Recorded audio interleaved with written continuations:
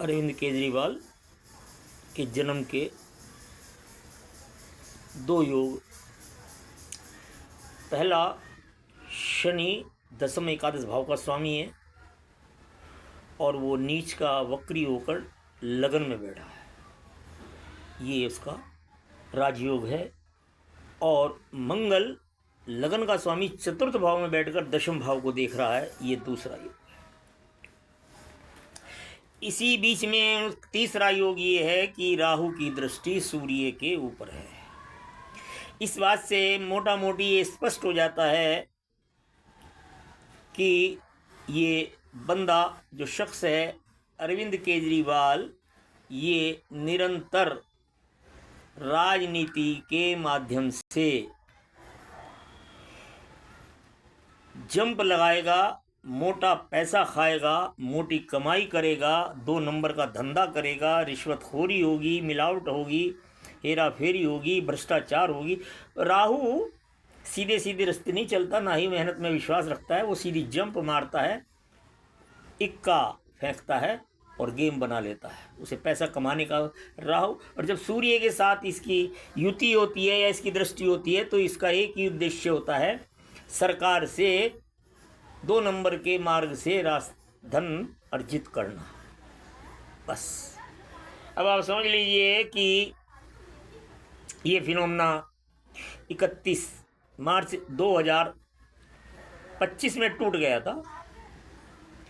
ना शनि दसम भाव में रहे, ना एकादश भाव में रहे, द्वादश चले गए। राहु वहाँ से 12वें बैठा था, उसी आसपास 11वें भाव में आ गया। अब वो यदि अन्य 2 योग ग्रह उसको बेनिफिट देते, सही उचित स्थान पर बैठते, तो वो राहु उनको कमा कर देता और कमा कर दिया। जब भी शनि और मंगल का योग बना, उसने सत्ता से असीम अकूत दौलत कमाई। अब राहु की प्रवृत्ति यह है कि ये गुप्त रूप से कार्य भी करता है और समय आने पर उजागर कर कर इसको फंसवा भी देता है, जीव को 12 के भाव मरवा भी देता है। अब इसने लाभ भाव में आ गया राहु, राशि बदल कर, जो कि कुंभ राशि है। अब इसने कुंभ राशि से पैसा कमाना तो शुरू किया, लाभ भाव का स्वामी है, परंतु विपरीत योग बनने शुरू हो गए और वो कमाने का जो रास्ता है वो ध्वस्त होता चला गया। कमाया भांडा फूटा, कमाया भांडा फूटा, हेरा फेरी करी और पकड़ा गया।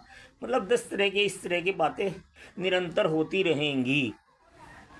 1-1.5 वर्ष तक इसकी एक आयु होती है एक राशि के अंदर। तो ये बैठा है 11वें भाव में, जो लाभ का भाव होता है, और 11वें भाव का स्वामी बैठा है 12वें भाव में, जो शनि है। अब इन दोनों का ये कमाल देखिए कि सत्ता में आने से पहले ही इसने इनको योगों का लाभ देना प्रारंभ कर दिया, परंतु 2025 में मार्च के अंदर ये बदले और फरवरी में 1 महीना पहले ही सत्ता से बाहर कर दिया शनिदेव ने, क्योंकि आगे 2.5 वर्ष तक उनका कोई योग नहीं था सत्ता का लाभ देने का, और ना ही धन कमाने कर गुप्त रूप से योजना को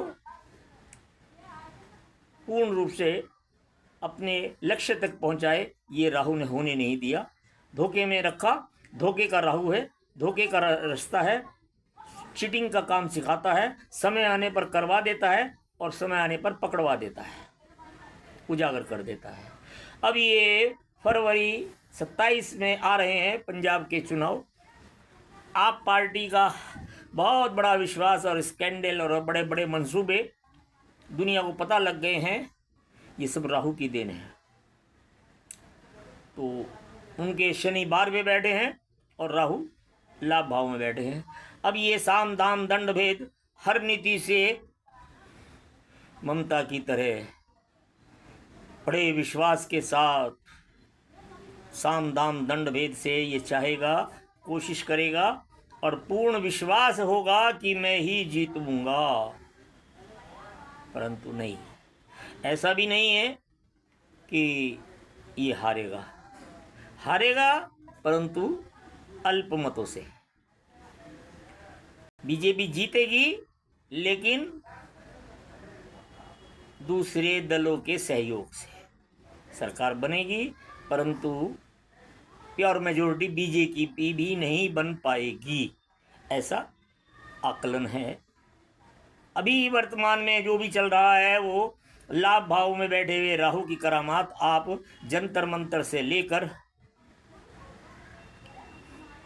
कौन कौन के अल्ले पिल्ले काकरोच छिपकली मेंढक चूहे दीमक सब पकड़ लाया, करोड़ों रुपया उनकी विदेशी पढ़ाइयों पर और कहाँ कहाँ खर्च कर दिया, लेकिन ढाक के 3 पात पकड़ा गया और सारी करी कराई पे पानी फिर गया।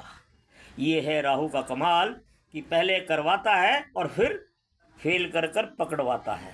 तो ध्यान रखिए, फरवरी आ रही है और इसके लिए वो असीम प्रयास में लगा है, तरह तरह की हथकंडे अपना रहा है, अभी से अपनी भूमिका तैयार कर रहा है, परंतु समय आने पर राहु खोल देगा सारे भेद। जय श्री राम।